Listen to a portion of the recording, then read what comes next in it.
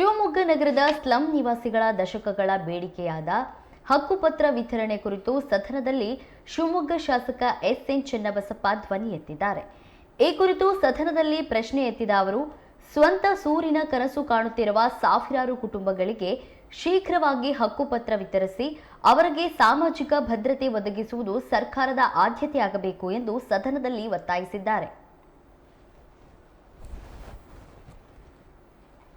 ವಸತಿ ಸಚಿವರಿಗೆ ಗಮನ ಸೆಳೆಯಬೇಕು, ಸರ್ಕಾರದ ಗಮನ ಸೆಳೆಯಬೇಕು ಅಂತ ಯೋಚನೆ ಮಾಡಿದ್ರೆ ನಮ್ಮ ಶಿವಮೊಗ್ಗ ನಗರದಲ್ಲಿರುವಂಥ ವಿಶೇಷವಾಗಿ ಸ್ಲಮ್ಗಳ ವಿಷಯಕ್ಕೆ ಸಂಬಂಧಪಟ್ಟಂತೆ ಯೋಚನೆ ಮಾಡಬೇಕು ಅಂತ ಹೇಳಿ 56 ಸ್ಲಮ್ಗಳು ಶಿವಮೊಗ್ಗ ನಗರದಲ್ಲಿ ಇರ್ತಾ ಬಹಳ ವರ್ಷ ಆಯಿತು. ಹತ್ತತ್ರ 40 ವರ್ಷಗಳಿರು.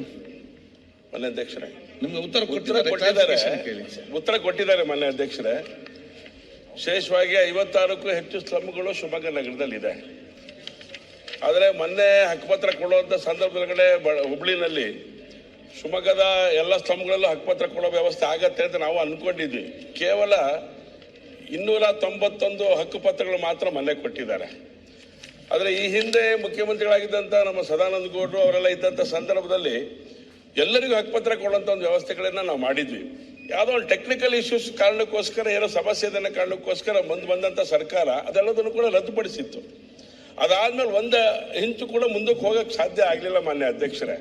ಯಾಕಂದ್ರೆ 40 ವರ್ಷಗಳ ಕಾಲ ಬಡವರು ಅವ್ರಿಗೆ ಸೂರು ಏನು ಕೊಡದೆ ಹಕ್ಕೆ ಕೊಡದೆ ಇರುವಂಥ ಸ್ಥಿತಿಯಲ್ಲಿ ನಾವು ನಿರ್ಮಾಣ ಮಾಡ್ಕೊಂಡಿದ್ವಿ. ಬೇರೆ ಬೇರೆ ಕಾರಣಗಳು ಇರ್ಬೋದು ಮಾನ್ಯ ಅಧ್ಯಕ್ಷರೇ.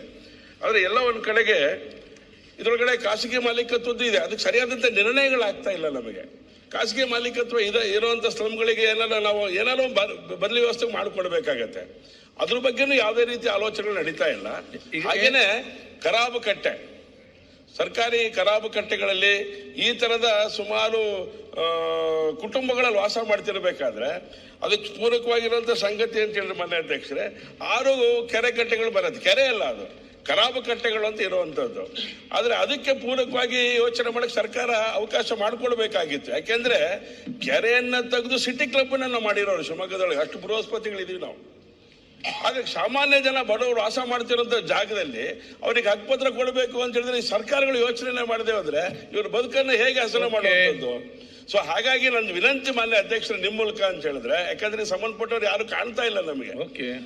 ಹಾಗಾಗಿ ಈ ಸರ್ಕಾರಿ ಕಟ್ಟೆಗಳು ಅಂತ ಏನಿದೆ, ಖರಾಬು ಕಟ್ಟೆಗಳು ಅಂತ ಏನಿದೆ, ಅದಕ್ಕೆ ನೀವು ಸರ್ಕಾರದ ಆದೇಶಗಳು ಕೂಡ ಇದೆ. ಆದ್ರೆ ಜಿಲ್ಲಾಧಿಕಾರಿಗಳ ಅಧ್ಯಕ್ಷತೆ ಒಳಗಡೆ ಸಭೆ ಆಗತ್ತೆ. ಜಿಲ್ಲಾಧಿಕಾರಿಗಳ ಸಭೆ ಅಧ್ಯಕ್ಷತೆ ಸಭೆ ಅಧ್ಯಕ್ಷರೇ ಅಲ್ಲಲ್ಲ, ಏನಂದ್ರೆ ಗೊಂದಲ ಏನು ಅಂತ ಹೇಳಿದ್ರೆ, ಅವರು ಯಾವುದೋ ಸುಪ್ರೀಂ ಕೋರ್ಟ್ ಆದೇಶ ತೋರಿಸ್ಬಿಡ್ತಾರೆ. ಬೇರೆ ಯಾವುದಕ್ಕೂ ಸುಪ್ರೀಂ ಕೋರ್ಟ್ ಆದೇಶ ಒಳಪಡದೇ ಇರುವಂತ ವ್ಯವಸ್ಥೆ ಒಳಗಡೆ ಯಾರಿಗ ಸೂರು ಕೊಡಬೇಕು ಅಂತ ಹೇಳಿದ್ರೆ ಎಲ್ಲ ಒಂದ್ ಕಡೆಗೆ ಅನ್ಯಾಯ ಆಗ್ತಿದೆ. ಮಾನ್ಯ ಅಧ್ಯಕ್ಷರೇ, ಉತ್ತರ ಕೇಳುವ ಅಧ್ಯಕ್ಷರೇ, ಉತ್ತರವನ್ನ ಮಾನ್ಯ ಸಚಿವರು ಒದಗಿಸಿದ್ದಾರೆ ಸರ್ಕಾರದ ವತಿಯಿಂದ. ಏನು ಮಾನ್ಯ ಶಾಸಕರು ಪ್ರಸ್ತಾಪ ಮಾಡಿದ್ದಾರೆ, ಶಿವಮೊಗ್ಗ ನಗರ ಮತ್ತು ಶಿವಮೊಗ್ಗ ಜಿಲ್ಲೆಯಲ್ಲಿರ್ತಕ್ಕಂಥ ಕೊಳಚೆ ಪ್ರದೇಶಗಳ ಸಂಖ್ಯೆ ಮತ್ತು ಅಲ್ಲಿರ್ತಕ್ಕಂಥ ಜನರಿಗೆ ವಸತಿಯನ್ನು ಕೊಡಬೇಕು ಅಂತೇಳಿ. ಈಗಾಗಲೇ ಹುಬ್ಳಿನಲ್ಲಿ ಸುಮಾರು 42,000ಕ್ಕೂ ಹೆಚ್ಚು ಮನೆಗಳನ್ನು ವಿತರಣೆ ಮಾಡಿದ್ರು. ಅಷ್ಟರ ಶಿವಮೊಗ್ಗದಲ್ಲೂ 200ಕ್ಕೂ ಹೆಚ್ಚು ಮನೆ ಕೊಟ್ಟಿದ್ದಾರೆ. ಈಗೇನು ಮಾನ್ಯ ಸದಸ್ಯರು ಖರಾಬು ಕಟ್ಟೆ ಇದೆ ಅಂತ ಹೇಳಿದರೆ, ಅಲ್ಲಿ ವಸತಿ ಪ್ರದೇಶ ಇದೆ, ಮನೆ ಕಟ್ಕೊಳ್ಳೋಕ್ಕಾಗೋದಿಲ್ಲ ಆ ಥರ ಹೇಳಿ ಬಂದಿರೋದ್ರಿಂದ ಅಲ್ಲಿ ಕೊಡೋಕ್ಕಾಗಲ್ಲ ಅಂತ ಹೇಳಿ ತಿಳಿಸಿದ್ರು. ಪಹಣಿಯಲ್ಲಿ ಹಿಂದೀಕರಿಸಲು ಅಲ್ಲಿ ತಗೊಬಂದು ಅವಕಾಶ ಇರೋದಿಲ್ಲ. ಆದ್ರೂ ಅವಕಾಶದಿಂದ ವಂಚಿತರಾಗಬಾರ್ದು ಅಂತೇಳಿ 21 ಜಿಲ್ಲಾಧಿಕಾರಿಗಳು ಶಿವಮೊಗ್ಗ ಜಿಲ್ಲೆ ಇವರ ಅಧ್ಯಕ್ಷರಲ್ಲಿ ಒಂದು ಸಭೆ ನಡೆಸಿ ಇದಕ್ಕೆ ಸಂಬಂಧಪಟ್ಟಂಗೆ ಕೊಳೆದ ಅಂತಿಮ ಘೋಷಣೆಗೊಂಡಿದ್ದು. ಇದನ್ನು ಸ್ಲಮ್ ಅಂತ ಕ್ಲಿಯರ್ ಮಾಡಿ ಘೋಷಣೆ ಮಾಡಿ ಅಂತಿಮ ಸರ್ಕಾರಿ ಆಸ್ತಿಗಳನ್ನು ಅಲ್ಲಿನ ನಿವಾಸಿಗಳ ಹಕ್ಕುಪತ್ರಗಳನ್ನು ವಿತರಿಸಿ ಕಂದಾಯಕ್ಕೆ ಒಳಪಡುವಂತೆ ಮಾಡುವ ಉದ್ದೇಶದಿಂದ ನಾಗರಿಕ ಸೌಲಭ್ಯ ಅವರು ವಂಚಿತರಾಗಬಾರ್ದು ಅನ್ನೋ ಕಾರಣಕ್ಕೆ ಆ ಒಂದು ಒಳ್ಳೆಯ ಉದ್ದೇಶ ಸರ್ಕಾರ ಅನುಮತಿಯೊಂದಿಗೆ ಮಂಡಳಿಗೆ ಪಹಣಿ ಹಿಂದೀಕರಿಸಿಕೊಂಡು ಕೊಳಚೆ ಪ್ರದೇಶವಾರು ಮರುಪ್ರಸರಣ ಮಂಡಳಿಯ ಕಾರ್ಯಪಾಲಕ ಶಿವಮೊಗ್ಗ ವಿಭಾಗ ಶಿವಮೊಗ್ಗರವರ ಕಚೇರಿ ದಿನಾಂಕ 29/11/20 ಜಿಲ್ಲಾಧಿಕಾರಿ ಶಿವಮೊಗ್ಗ ಇವರಿಗೆ ಕಳಿಸಲಾಗಿದೆ. ಜಿಲ್ಲಾಧಿಕಾರಿ ಪ್ರಸ್ತಾವನೆ ಸ್ವೀಕೃತ ನಂತರ ನಿಯಮಾನುಸಾರ ಪರಿಸ್ಥಿತಿ ಅವರಿಗೆ ಮುಂದಕ್ಕೆ ಕ್ರಮ ಮಾಡೋದು ಅಂತೇಳಿ ಈಗಾಗಲೇ ಇದನ್ನು ಪ್ರಸ್ತಾವನೆ ಶಿವಮೊಗ್ಗ ಎಂಜಿನಿಯರು ಜಿಲ್ಲಾಧಿಕಾರಿಗೆ ಕಳಿಸಿದ್ದಾರೆ. ಅದನ್ನು ಆಕ್ಟಿವ್ ಆಗಿ ಇದನ್ನು ಕನ್ಸಿಡರ್ ಮಾಡಬೇಕು ಅನ್ನೋ ಉದ್ದೇಶ ಸರ್ಕಾರಗಿದೆ. ಓಕೆ ಅಧ್ಯಕ್ಷರೇ, ಅವ್ರು ಹೇಳ್ತಾರೆ ಸರಿ ಇದೆ. ಆದರೆ ಏನು ಸಮಸ್ಯೆ ಅಂತ ಹೇಳಿದ್ರೆ, ಜಿಲ್ಲಾಧಿಕಾರಿಗಳಿಂದ ಇಲ್ಲಿಗೆ ಬರಲಿಕ್ಕೆ ಒಂದು ಸರ್ಕಾರದ ಒಂದು ಆದೇಶ ಬಂದ್ಬಿಟ್ಟಿದೆ ಅವ್ರಿಗೆ. ಏನು ಅಂತ ಹೇಳಿದ್ರೆ ಈ ರೀತಿಯ ಯಾವುದೇ ಸಂಗತಿಗಳನ್ನು ಕಳಿಸ್ಕೋಬಾರ್ದು. ಓಕೆ, ಖರಾಬು ಕಟ್ಟೆಗಳಿರುವಂತಹ ಸಂಗತಿಗಳೇನಿದೆ ಅದ್ಯಾವುದು ಕಳಿಸ್ಬೇಡಿ, ನಾವು ಮಾಡ್ಕೊಳಕ್ಕಾಗಲ್ಲ, ಸುಪ್ರೀಂ ಕೋರ್ಟ್ ಆದೇಶ ಅಡ್ಡ ಬರುತ್ತೆ ಅಂತ ಹೇಳ್ತಾರೆ. ಇದರಿಂದ ಹೊರಗೆ ಬರಕ್ಕೆ ಏನಾದ್ರು ಒಂದು ಯೋಚನೆ ಮಾಡಬೇಕಾಗತ್ತೆ. ಸರ್ಕಾರ ಸರ್ಕ್ಯುಲರ್ ಮೂಲಕ ನಾವು ಕೊಟ್ಟಿದ್ದೇವೆ. ಏನು ಅಂತ ಹೇಳಿದ್ರೆ ಈ ತರದ ಯಾವುದೇ ಸಂಗತಿಗಳಿದೆ, ನಿರುಪಯುಕ್ತ ಕೆರೆಗಳಿರ್ಬೋದು, ಬೇರೆ ಬೇರೆ ಸಂಗತಿಗಳು ಏನು ಯೋಚನೆ ಮಾಡಿ ಅದನ್ನ ಯಾವುದೇ ಕಾರಣಕ್ಕೂ ಬೇರೆಯವರಿಗೆ ಮಾಡೋದಕ್ಕೆ ಬದಲಾಗಿ ಯಾರ್ಯಾರಿದ್ದಾರೆ ಅವ್ರಿಗೆ ಕೊಡಬೇಕು ಅಂತ ಯೋಚನೆಗಳನ್ನು ಕೂಡ ಮಾಡಿದೆ ಸರ್ಕಾರ.